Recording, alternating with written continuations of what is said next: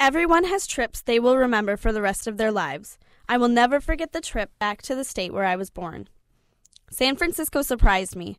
When you think of cities, you think of buildings and people everywhere, but San Fran was filled with beautiful palm trees, flowers, colorful and oddly shaped buildings, and of course, the Pacific Ocean splashing along the coastline. The hustle and bustle of the city was so different than what I was used to. People took trolleys, buses, and taxis to get places, and tourists scoured the streets for the next landmark to take pictures of.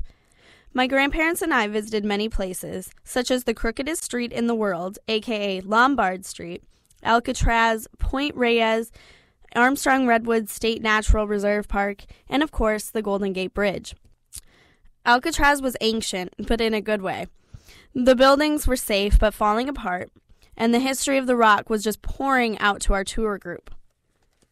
It was amazing, but since it was so isolated, it was also kind of creepy and mysterious. Living in Iowa, it's hard to grasp the beauty of the ocean and the vegetation of many different colors. The vastness of the ocean was breathtaking for a girl from Iowa. I tried to compare it to cornfields, but cornfields end.